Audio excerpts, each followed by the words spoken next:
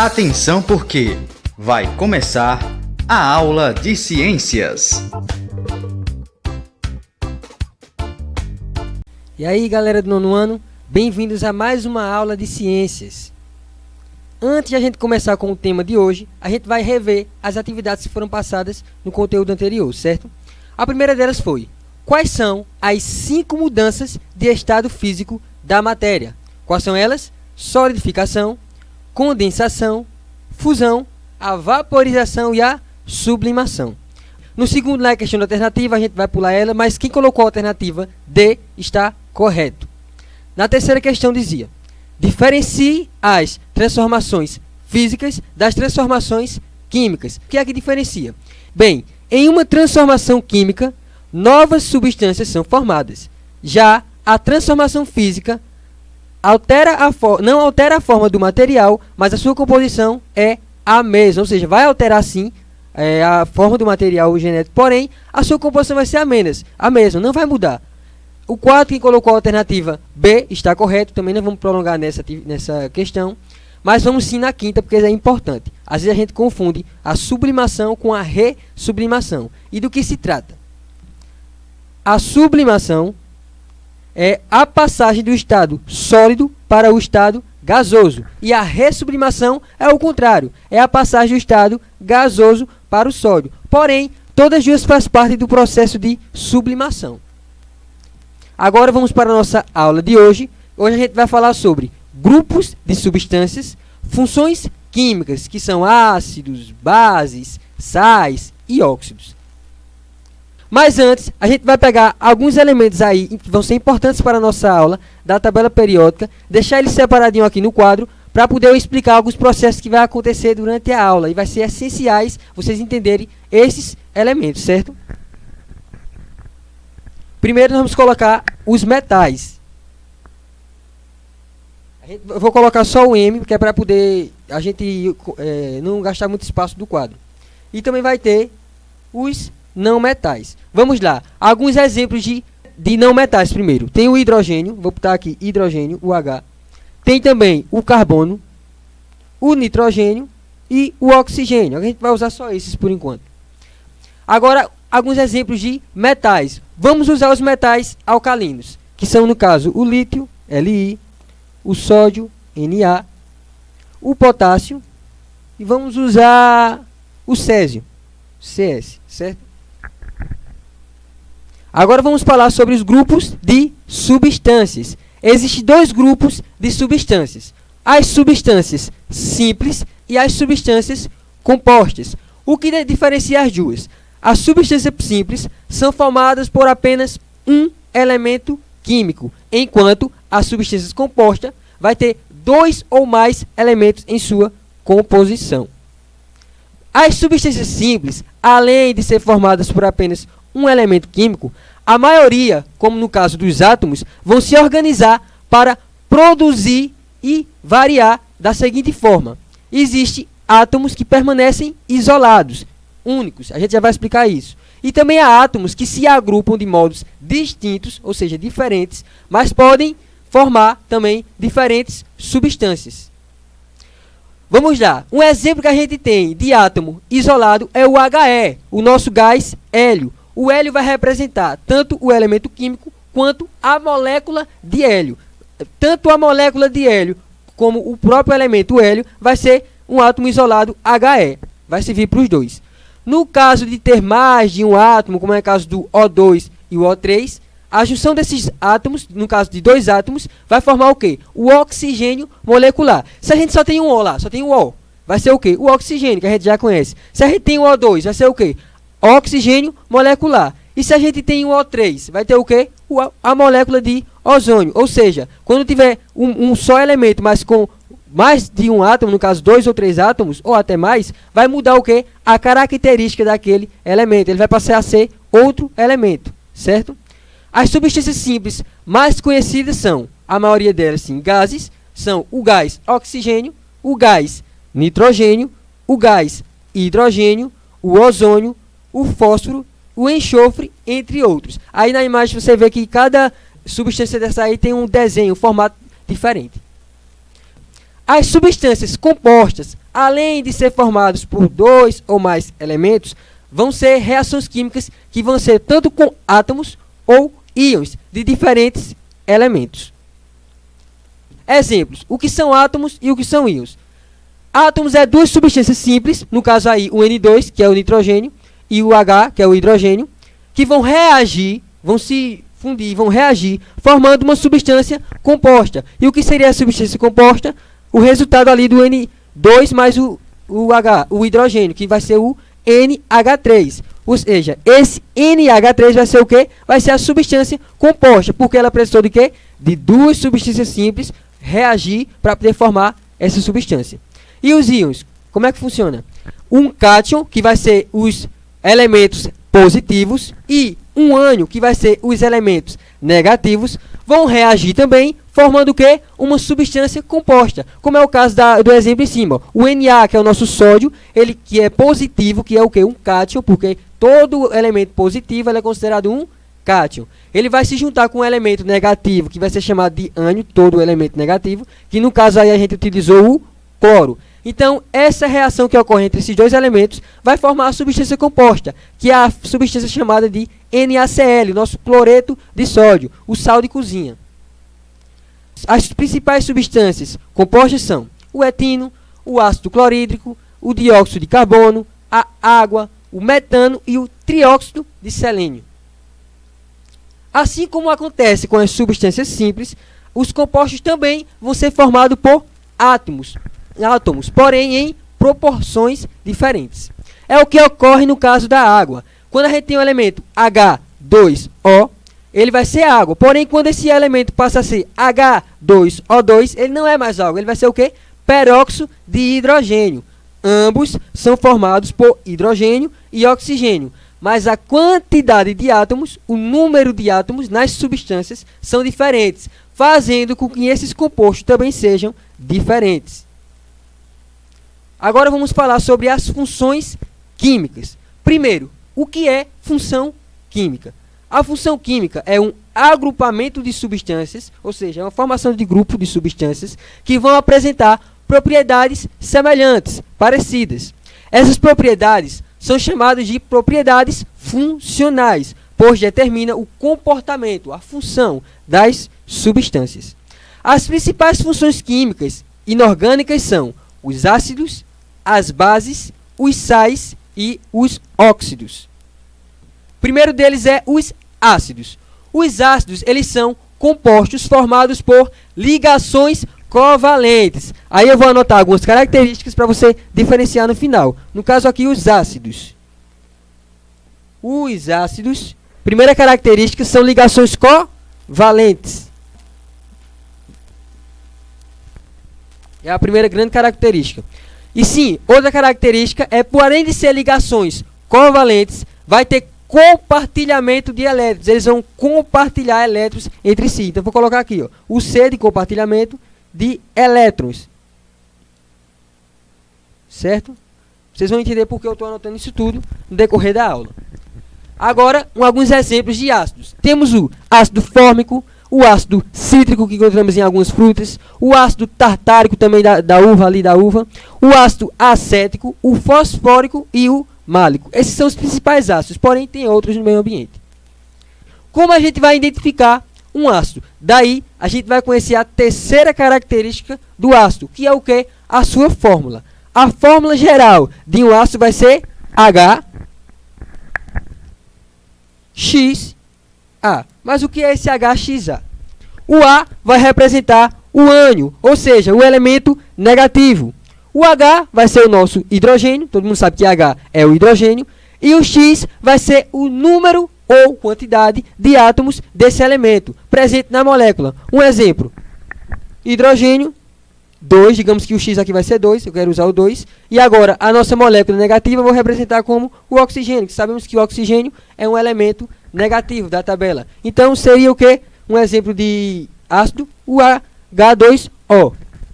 Porém, a gente, aqui só é um exemplo, a gente vai falar profundamente sobre o assunto no decorrer da aula. Além disso, os ácidos, eles se ionizam em solução aquosa, ou seja, em água, e eles são capazes de, na água, conduzir eletricidade. Temos aí alguns exemplos, o ácido clorídrico, a água que eu já expliquei, o íon hidrônio e o íon cloreto. A força de um ácido é medida pela capacidade de ionizar em contato com a água. Ou seja, quanto mais moléculas de ácido se ionizando, mais forte fica o ácido. O grande exemplo é o ácido HCl, que é muito forte. Por quê? Porque possui grau de ionização alto, acima de 92%. Já o H2CO3 é um ácido mais fraco, porque apenas 0,18% de suas moléculas são ionizadas em uma solução. Como é que se classifica os ácidos? Eles se classificam em mono, di, tri ou tetraácido. O monoácido é quando possui apenas um hidrogênio ionizável, como é o caso ali do HCN.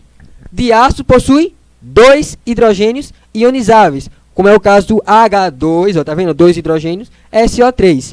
O triácido vai receber 3 hidrogênios ionizáveis, que é o H3PO4 como exemplo. E o tetrácido, o hidrogênio vai ter 4 hidrogênios ionizáveis, que é o H4P2O7. Ou seja, o que determina a classificação é a quantidade de hidrogênio ionizável na solução. Agora vamos falar das bases. Deixa eu marcar aqui as bases.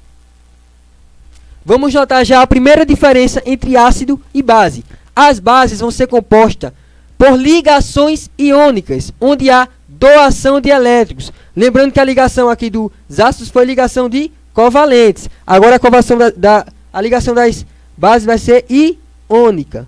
É a primeira grande diferença. Qual é a outra diferença?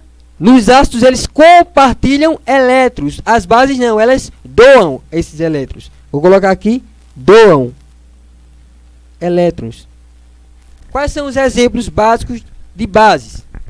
O hipoclorito de sódio, o hidróxido de sódio, o bicarbonato de sódio, o hipoclorito de amônio, o hipoclorito de magnésio e a água do mar. Como identificar uma base? Daí vamos pegar a terceira característica da base, que é a sua fórmula. BY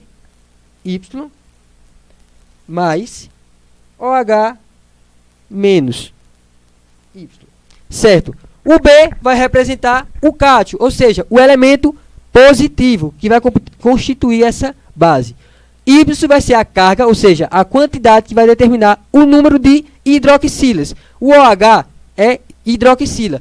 Toda vez que numa solução você vê o OH, você vai ter a certeza que vai ser uma base. Por quê? Toda base ela tem hidroxila, certo? Então, hidróxido é proveniente de uma base. Toda vez que você encontrar o OH, vai ser determinante como uma base. Então, o que vai mostrar essa quantidade de átomo na base é o Y, certo? Que vamos usar na função. As bases possuem sabor adstringente, cáustico e amargo. Quando eles se dissociam, se separam em meio aquoso, ou seja, na água, as bases também produzem energias, certo? Produzem a nossa eletricidade. Sim, a base também, quando dissocia em solução aquosa, eles têm uma força de uma base, que vai ser medida pela sua dissociação. Portanto, quanto mais de estruturas se dissociarem, se separarem em água, mais forte é a base.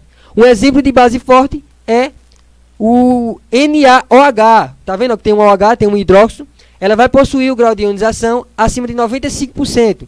Já o NH4OH, lembrando, sempre vai ter um OH, porque as bases têm hidróxido. OH, hidróxido. É uma base fraca, por quê? Pois apenas 1,5% dos compostos sofre dissociação iônica. Então, quanto mais dissociação, mais eletricidade. E ela fica mais forte.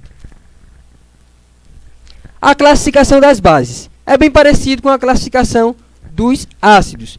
Porém, a diferença vai ser na hidroxila. Sabemos que, no caso dos ácidos, não vai ter a hidroxila, porque eles são provenientes da base. Monobase possui uma hidroxila, o exemplo ali o NaOH. Dibase possui 2 hidroxilas. Tribase, 3 hidroxilas. E tetrabase, 4 hidroxilas. O próximo é o sal, os sais. Quais são as características principais dos sais? Os sais são compostos produzidos a partir de uma reação que ocorre entre um ácido e uma base.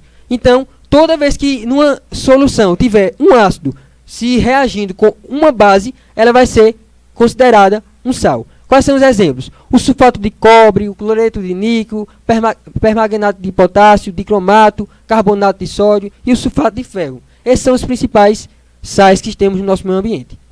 Sim. Como é que funciona? Sabemos que o HCl é um elemento ácido. O NaOH é uma base. Está vendo lá o peróxido, o OH que eu falei?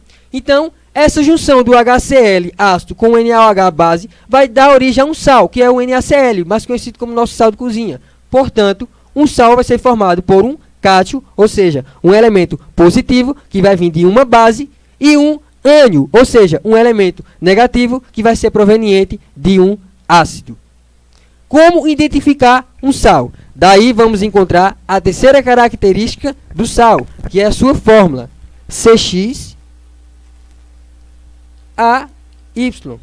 Como é formada? É formada por um cátion, que vai ser lá o CY positivo, diferente do hidrogênio positivo, e um ânion AX negativo, de íon negativo, né, que é diferente da hidroxila, do OH negativo. Embora alguns sejam bastante conhecidos e utilizados na nossa alimentação, como é o caso do nosso sal, o cloreto de sódio, existem sais que também são altamente tóxicos. E quando esses sais estão em solução aquosa, eles também são capazes de conduzir eletricidade. Então a gente já dá para perceber até aqui que esses três que foram falados anteriormente, todos eles conduzem eletricidade. Todos são capazes de conduzir a eletricidade. Certo? Agora, como é que se classificam esses sais?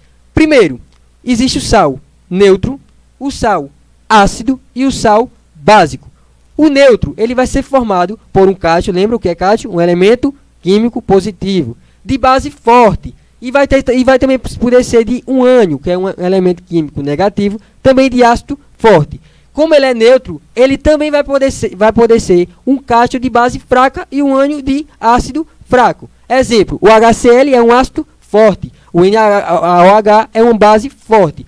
O NaCl é o sal neutro, que vai ser o que? Reagente, vai ser produto da reação entre o HCl e o NaOH que vimos anteriormente. Então, esse sal, NaCl, vai ser juntado com a molécula de água normal para formar o sal neutro, certo? Mas também tem o sal ácido, que vai ser formado apenas por cátion, elementos positivos, de base fraca, junto com o ânion, que é um elemento negativo de ácido forte. Exemplo, o HNO3, que é o ácido forte dessa reação, e o AgOH, que é a base fraca. Vai formar o quê? O AgNO3, que é um sal ácido, sempre presente a molécula de água.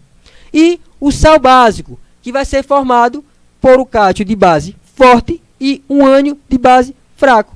Exemplo, o H2CO3, que é o ácido fraco dessa reação, vai se juntar com o NaOH, que é uma base forte, e essa reação vai ser formado o produto, que é o NaHCO3, o sal básico, também em molécula de água.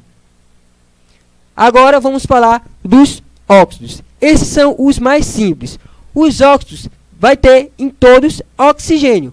Eles são formados por dois elementos químicos, porém um deles é obrigado a ser oxigênio.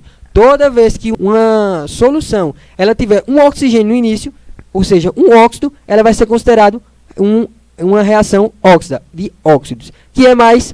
Por quê? Porque o oxigênio é o mais eletronegativo do composto. Sim. Como é que acontece? Os óxidos eles vão ser formados lá. Um exemplo aqui de óxidos. Eu tenho um metal, vou pegar o Na. O Na é mais 2. E vou pegar o O, que é obrigado a ter no óxido que eu falei, que é menos 2 negativo. Então, ó, vai ser aqui um exemplo de óxido. Por quê? Vai ter um cátion, elemento químico positivo, de carga alta, e vai ter carga positiva, desculpa, e vai ter o oxigênio, que é característico dos óxidos. Então, essa molécula aqui seria um óxido. Exemplo, o óxido de estanho, o óxido de ferro, o óxido de sódio, o óxido de lítio, o dióxido de estanho e o dióxido de nitrogênio. São os principais óxidos que temos no nosso planeta. Como identificamos um óxido? A fórmula geral de um óxido é CY2+, ou seja, o Y vai ser positivo, e o OY2 negativo, ou seja, vai ser uma molécula, já sabemos se vai ser cátion e outra vai ser ânion, como todas as outras. Mas o que representa o C? O C vai representar o íon positivo, o elemento positivo, ligado ao que? Ao oxigênio. O I e o O, que é o oxigênio, vai ter uma carga que vai ser determinada pelo fator Y, a carga do cátion, ou seja, a quantidade que vai ter de átomo nesse oxigênio. Os óxidos são substâncias binárias, onde oxigênio está ligado a um elemento químico menos eletronegativo que ele. Então, como ela está dizendo no exemplo abaixo, o Flu ele não é considerado o que? Um óxido. Por quê? Porque o Flu, o nosso F, ele é também de 2, tem eletronegatividade de 2, menos 2 também, igual ao óxido. Então, ele não é menos, ele é a mesma quantidade. Então, para poder ser considerado um óxido, o outro elemento que vai ser reagido com o oxigênio vai ter que ser de menor eletronegatividade, senão não vai ser considerado um óxido, certo? Como é que se classificam os óxidos? Existem os óxidos moleculares, os óxidos iônicos e os óxidos neutros. Os moleculares têm uma característica diferente. Eles vão ter oxigênio mais um ametal, ou seja, vamos dar para aqui o quadro de novo. Vai ter o que? O oxigênio, que é a obrigação, mais o que? Um não metal. Mais um ametal, que é ametal ou não metal é a mesma coisa. Que vai ser, eu vou usar aqui no caso o carbono. Mais o carbono, pronto. Aqui a gente tem um exemplo de óxido molecular, certo? Já os óxidos iônicos vai ser a ligação de um oxigênio mais um metal. Eu vou usar o potássio, só para exemplificar. Ou seja, aqui tem um exemplo de óxido iônico. Vai apresentar um caráter básico, pois em contato com a água, ele vai formar substâncias básicas, como o óxido de cálcio. Quando um óxido não reage com a água, ou como o caso do monóxido de carbono, ele vai ser caracterizado como um óxido neutro. Então, toda vez que numa reação, como acontece com o monóxido de carbono, ela não reagir com a água, o que é que vai acontecer?